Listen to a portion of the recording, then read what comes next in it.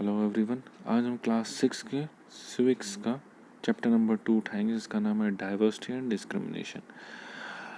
ठीक है, तो जो इसमें जो टॉपिक्स आएंगे वो कुछ इस तरह है। वो है जो हम पढ़ेंगे जिसके बारे में जो है प्रीजुडाइस या प्रिजुडिस, रिलीजन बेस्ड डिस्क्रिमिनेशन यानी मज़हब के नाम पे कैसे भेदभाव होता है, जेंडर बेस्ड डिस्क्रिमिनेशन या कोई लड़का है या कोई लड़की है उसके नाम पे कैसे किसी से भेदभाव होता है, या फाइट्स अगेंस्ट डिस्क्रिमिनेशन, और क्या हमारी जंग चल रही है इस भेदभाव के लिए जो चल रहा है किसी दो इंसान के बीच में। ठीक है, तो पहले डाइवर्सिटी का एक ओवरव्यू लेंगे। डाइवर्सिटी होता क्या है, क्योंकि आपके चैप्टर में स्टार्टिंग में दिया हुआ है डाइवर्सिटी एंड डिस्क्रिमिनेशन। डाइवर्सिटी वो हो गया रेंज ऑफ डिफरेंट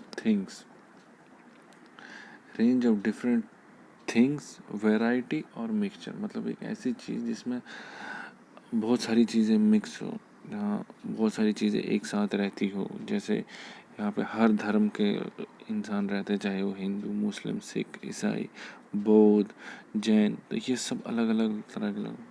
फिर कुछ लोग गोरे हैं, कुछ काले हैं, कुछ सांवले हैं, मतलब ये अलग अलग तरह के लोग यहाँ रहते हैं। कुछ अमीर है, कुछ गरीब है, तो इसको बोलते हैं डाइवर्सिटी। और ये डाइवर्सिटी पूरे ऑल ओवर इंडिया में दिखती है। तो कुछ एग्जांपल्स है डाइवर्सिटी की इंडिया में, वो कुछ ऐसे। इंडिया में पूरी दुनिया में 8 बड़े मज़हब हैं, और जिसमें से जो सारे मज़हब हैं, मतलब जितने भी बड़े मज़हब हैं उनको जो मानने वाले हैं वो सब इंडिया में मिलते हैं, इंडिया में है। 1600 ज़्यादा लैंग्वेजेस है, मतलब कोई जो ज़ुबानें हैं वो 1600 से ज़्यादा है इंडिया में बोली जाती है। और यहाँ पे 100 से ज़्यादा 100 डांस फॉर्म, मतलब 100 से ज़्यादा यहाँ पे डांस करने के तरीके हैं। यहाँ पे अलग अलग हर किसी लोकेशन का एक अलग अलग डांस स्टाइल है। जैसे पंजाब में भांगड़ा है, साउथ में कुचिपुड़ी, ये सब है। तो ये सब अलग अलग डांस फॉर्म्स हैं। फिर आता है जहाँ यहाँ पे काफ़ी म्यूरल पेंटिंग्स हो गई, अलग अलग तरह के पेंटिंग्स बनाने के, जो दीवारों पे बनाई जाती है, सीलिंग्स पे बनाई जाती है, पिलर्स पे बनाई जाती है। तो इस तरह की पेंटिंग्स भी अलग अलग जगहों पे अलग अलग तरीका है। ठीक है, तो फिर आता है प्रीजुडाइज क्या हो गया। प्रीजुडाइज जो है इस सब्जेक्ट, इस चैप्टर का सबसे बेसिक है और ये काफ़ी अहम चीज़ है। प्रीजुडाइज क्या हो गया। प्रीजुडाइज मतलब कि जब आप किसी इंसान को एक नेगेटिव वे यानी एक बुरी नज़र से देखते हो, या एक ऐसी नज़र से देखते हो कि आप उसको अपने आप से कम मानते हो, तो उसको बोलते हैं प्रीजुडाइज। व्हेन समवन जज another person in A negative way, तो जब आप किसी इंसान को एक अपने से कम मानते हो, कि बोलते हो कि नहीं ये अच्छा इंसान नहीं है, किसी एक सोच पहले से ही एक किसी के लिए राय बना लेते हो। ठीक है, तो people often have certain prejudice about other people who may have different. This difference can be in terms of facial features, accent, eating habits और costumes। मतलब कुछ लोग तो ऐसे भी होते हैं जो किसी के बारे में पहले से ही सोच लगा लेते हैं। किस बारे में? जब वो उसके बारे में उसके चेहरे को देखते हैं, उसके बोलने के तरीक़े को देखते हैं, या उसके खाने के तरीक़ों, तो हम बोलते हैं कि नहीं ये ऐसा है, ये बेकार है, या किसी के बारे में अच्छा नहीं सोचते हैं। ठीक है, मान लो अभी हम इसके एग्जांपल्स भी पढ़ेंगे। Following are some examples of prejudice which can happen because of diversity. जहाँ पे अलग अलग तरह के लोग होते हैं, जहाँ पे अलग अलग धर्म के लोग होते हैं, अलग अलग रंग के लोग होते हैं, उनमें कुछ चीज़ें जो पहले से ही लोग अपने दिमाग में ख्याल बिठा लेते हैं। वो क्या है? जैसे when a person from north east roams in Delhi, he और she is often looked down by the people. You often read news about people from north east being harassed in Delhi or Bangalore. मतलब जब कोई north east यानी सिक्किम यहाँ से आता है, सिक्किम, मणिपाल, इधर से कोई इंसान दिल्ली आता है, कोई चाहे वो लड़का हो या लड़की, तो उसको ऐसे लोग ऐसे देखते हैं जैसे वो कोई अलग है, हमारे कंट्री से बिलोंग नहीं करता है। वैसे ही ये, और हम कई बार हम न्यूज़ में भी सुनते हैं कि नॉर्थ ईस्ट के लड़कों को या किसी को मारा है या उसके साथ बदसलूकी की गई है। उसकी वजह यही है क्योंकि हाँ, जो दिल्ली में कुछ लोग किसी को कम मानते हैं। A person from south India is often called Madrasi when he goes to the northern part of the country. अब जैसे कोई साउथ से कोई आता है, चाहे वो केरला का हो, चाहे तमिल का हो, चाहे बेंगलोर का हो, हाँ, अगर वो नॉर्थ में आए तो हम लोग कहते हैं अरे ये तो वहाँ से मद्रासी है। तो हमने एक दिमाग में बना लिया है कि जो साउथ से होगा वो मद्रास से होगा। A person from Bihar is usually considered as less intelligent। मतलब जो हमारे दिमाग में जब कभी बिहारी आता है या बिहार की, हमारे दिमाग में ये पहले से आता है कि वहाँ के जो लोग हैं वो इंटेलिजेंट नहीं है, वो इतने अच्छे नहीं, पढ़े लिखे नहीं है। हमारे दिमाग में ये आता है कि बिहारी है तो मतलब मज़दूर होगा। मगर हमें ये भी पता है कि बिहार से सबसे ज़्यादा IAS टॉपर निकलते हैं।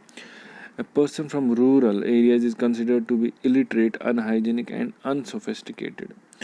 मतलब जो एक हम मानते हैं जो गांव इलाके से कोई इंसान आता है, हमारे दिमाग में ये सोच है जो गांव से जो लोग आते हैं वो क्या होते हैं, वो अनपढ़ होते हैं। अनहाइजीनिक मतलब साफ़ सुथरे नहीं होते, गंदे से होते हैं। तो हम ये हमारा जो मानना है, हम ऐसे बारे में सोचते हैं, हमारी पहले से ही थिंकिंग है ऐसी। A person from urban areas is considered to be greedy and cunning। और जो इंसान है वो अगर किसी शहर से आता है तो हमारे दिमाग में ये बात बैठती है कि वो काफ़ी लालची होगा, काफ़ी चालाक होगा। वो ग्रीडी यानी लालच, और कनिंग मतलब चालाक। हम अगर कोई शहर से हो, people think that A city dweller does not have respect for personal relationships. तो लोग ये भी सोचते हैं कि जो शहर में काम करता है, शहर में रहता है, उसके जो ख्यालात होते हैं तो होते हैं कि वो अपने पर्सनल रिलेशनशिप मतलब जो अपने घर बार है उनको रिस्पेक्ट नहीं करता, उनको ज़्यादा तवज्जो नहीं देता। तो ये एक तरीके से एक हमारी प्रिजुडाइस यानी हमने पहले से ही एक सोच बना रखी है किसी के लिए। फिर स्टीरियोटाइप्स भी एक अहम है, इसमें टॉपिक है। When we tend to see some persons in a predefined image, stereotypes, हम क्या करते हैं, हम किसी इंसान को किसी एक तौर तरीके में रखना चाहते हैं। मतलब हमने पहले सोच लिया कि नहीं ये इंसान को ऐसा होना चाहिए या ऐसा रहना चाहिए। तो ये हम जैसे some examples of prevalent stereotypes are as follows. कुछ जो एग्जाम्पल्स है उसकी कुछ इस तरह है। और ये जो स्टीरियोटाइप है मतलब जो हम सोच रखते हैं कि किसी इंसान की एक ऐसी होनी चाहिए कि किस तरह से रहना चाहिए, किस तरह से उठना चाहिए, ये आज से नहीं चल रहा है, ये 1000 सालों से चल रहा है, ये तब से ही चल रहा है। जैसे लड़कियों का, girls are suppose to be soft spoken and submissive in nature.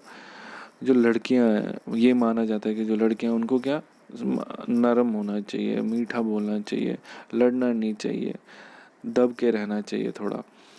They are suppose to have keen interest in music and painting. और ये उनको माना जाता है, मतलब ये सोच होती है कि उनको क्या या तो गाना गाना चाहिए या पेंटिंग में इंटरेस्ट लेना चाहिए और किसी में नहीं लेना चाहिए।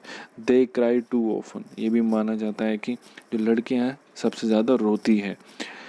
दे need to learn cooking, doing household chores and tidying up the house.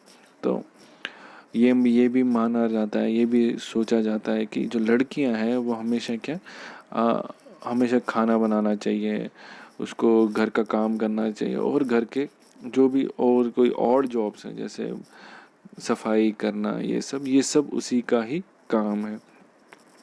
वहीं लड़कों के बारे में क्या सोच रखते हैं, boys are suppose to be aggressive and naughty. जो लड़के हैं वो काफ़ी मतलब एग्रेसिव यानी वो काफ़ी गुस्से वाले होने चाहिए, काफ़ी एक्टिव होने चाहिए, ठीक है।